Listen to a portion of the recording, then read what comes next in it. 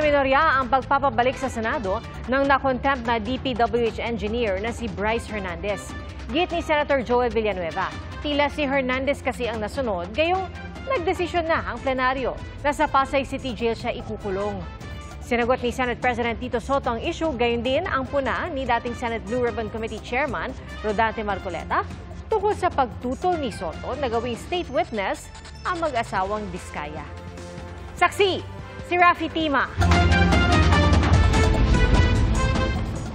Para patunayan daw na walang katotohanan ng aligasyong kumikbak siya ng 30% sa mahigit 300 milyong pisong flood control project, may handang gawin si Senador Jingo Estrada. Ako, I'm open to an investigation. In fact, Mr. President, ngayon pa lang, kahit hindi pa nagko-comment sa Blue Ribbon Committee ni Senator Lacson, ngayon pa lang, I'm willing to sign any waiver to open my bank accounts.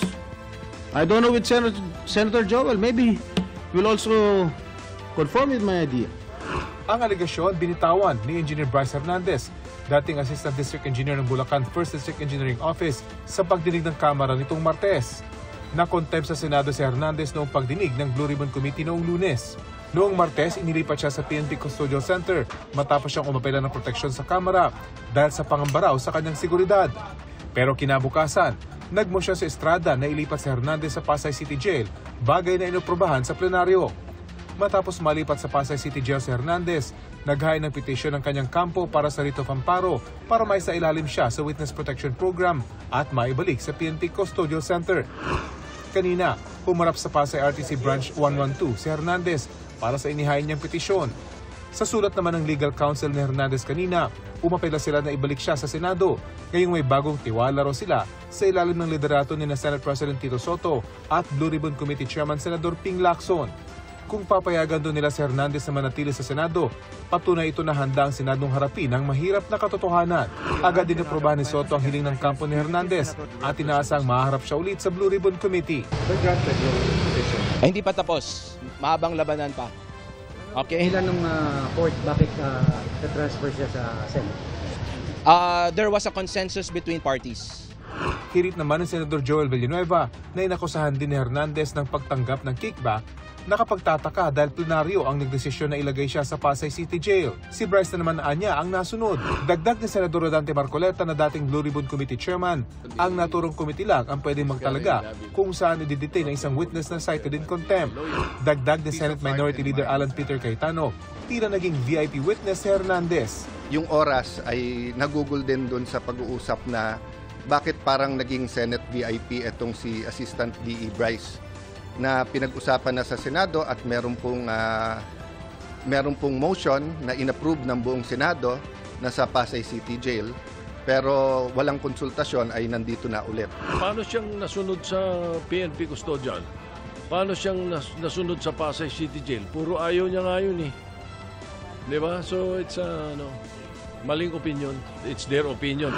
Sa sesyon kanina, muling binueltahan ni Estrada si Hernandez. Why are we giving so much importance or credence to this person who is a liar, who is the #1 suspect of this corruption, what is happening in our country today? Bakit? Bakit? Meron ba nagproproteksyon sa House of Representatives? Naglabas din ng hining ang minorya na nakadirekta mismo kay Soto dahil tila hindi raw sila pinoprotektahan ng bagong mayorya. Una ni Senador Bato de la Rosa, tila nilaglag ni Soto ang minorya sa pagsasabing gumigimik lang sila ng questionin ng minorya ang naunang pag-detain kay Hernandez sa PNP Custodial Center sa halip na ibalik sa Senado. Ang Senado po, hindi po ito noon time TV show na puro gimmick ang ating tinitikap dito. Kami po ay nag-raise dito ng legitimate issues which requires legitimate attention. Ang pahayag na ito ni De La Rosa, hindi pinalagpas ng Senate President. Just because I mentioned that Martin Romualdez called me does not mean that ako'y sumunod sa kanya. The request was coming from the House of Representatives and the request was to retain Hernandez in the Congress. At doon ako hindi pumayag. Is that being tuta? Si Marcoleta, pinuna rin ang mga pahayag ni Soto sa affidavit ng mag-asawang Sara at Curly Diskaya at sa pagtanggi niyang pirmahan ang rekomendasyong gawing state witness ang dalawa. Ang sabi po ninyo, with reference to the affidavit of the Discayas, may suspetsa kami na inedit yung affidavit. Mr. President, ito po ay indirect affront to the integrity of this representation. Yung lamang pong pagsuspetsahan niyo na inedit yung affidavit, paano kayo nagsuspetsa? Ano po ang ginamit ninyong batayan at pagsususpetsahan ninyo na maring inedit yung affidavit?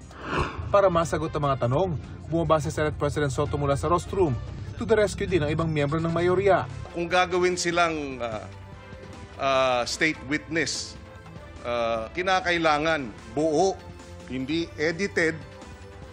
And when I refer to edited, sila bilang mga testigo, ine-edit nila. Yung opinion ko hiningi, binibigay ko opinion ko, hindi ko tinatago. So if you don't like my opinion, I'm sorry, Mr. President. But that's how it is. Sa huli, pansamantalang sinuspindi ang sesyon para mag-usap-usap ang mga senador tungkol sa pinakaugat ng issue. Ano ba ang kapangyarihan ng Senate President sa mga petisyong pinagbotohan ng buong plenaryo? I believe we have reached a consensus. Mukhang hindi naman po siguro tayo mag-away na yun. No need for a vote with the minority leader and the group. I believe that better coordination na lang po, and we agreed to coordinate better with the minority floor leader. Para sa GMA Integrated News, ako si Rafi Tima, ang inyong saksi. Mga kapuso, maging una sa saksi. Mag-subscribe sa GMA Integrated News sa YouTube para sa iba't ibang balita.